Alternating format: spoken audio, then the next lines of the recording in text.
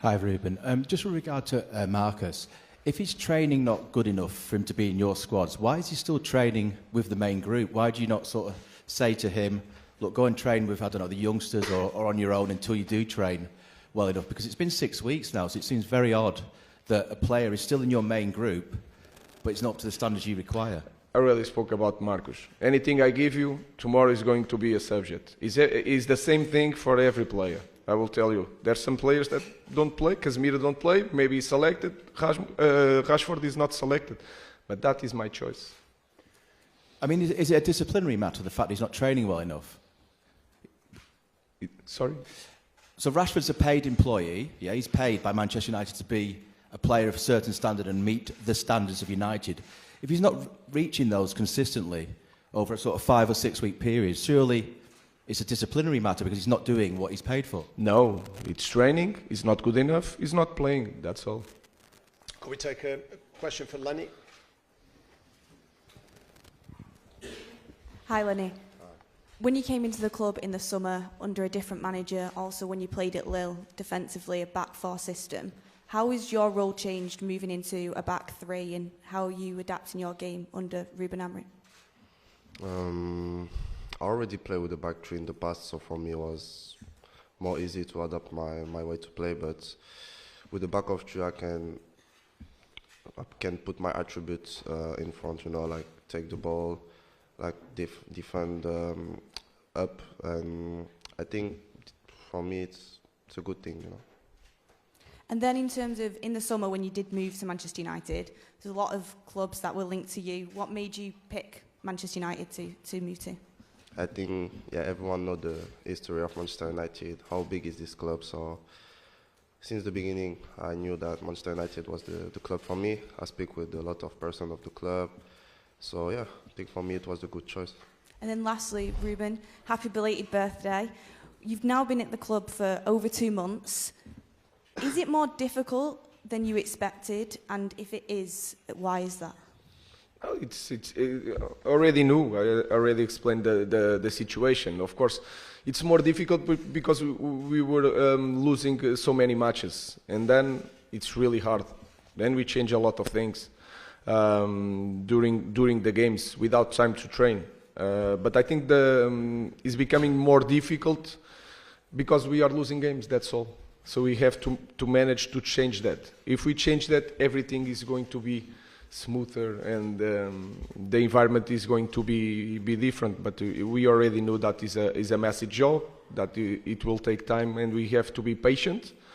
Also understanding that you in the massive clubs you don't have a lot of time to change things. So the focus is to win tomorrow again and to make a third win in a row.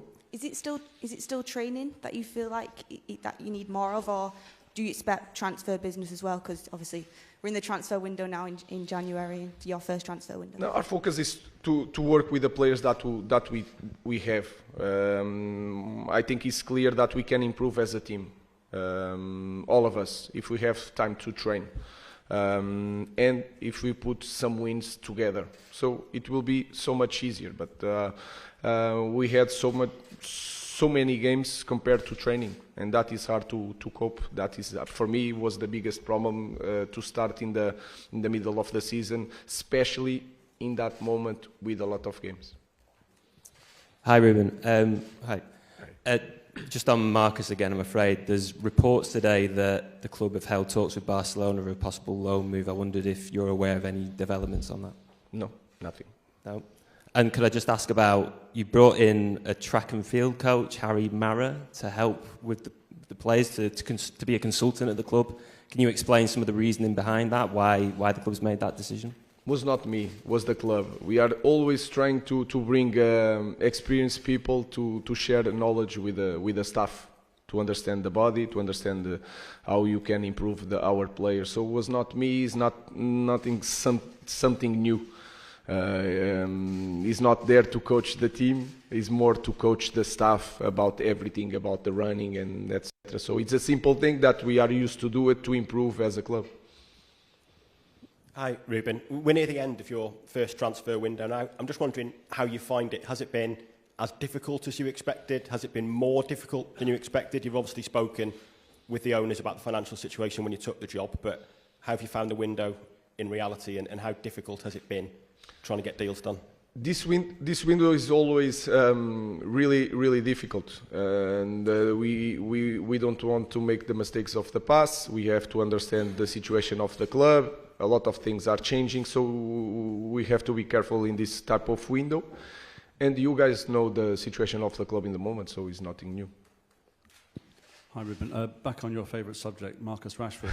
Can I just ask, if he doesn't secure a move before the deadline on Monday, what is the situation for Marcus then? Does he continue to not be selected? Is there a route back for him?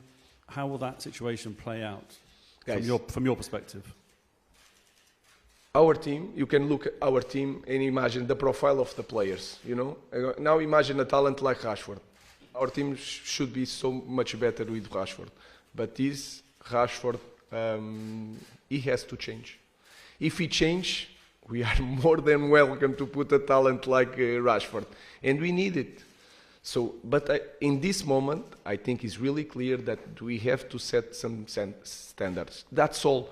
We are waiting for Marcus if he wants really bad. That's the only thing. So it's you try to make like something personally. It's not personal. I have nothing against Marcus. I just have to make the same rules for everybody. And that for me it's so simple. It's always the same answer. Is it disappointing for you as a coach though to see a player with such talent and potential? We've seen it in the past, what he's achieved, that your message is not getting through to him. I promise, Andrew, I will not give you nothing today about Marcus Rashford. I'm giving you a little bit. It's the same thing, guys. We need goals. We need 1-against-1. We need threat on the final third. Guys, what more do you need? We've got to get some dinner and some sleep. Thank you very much. Thank you, guys.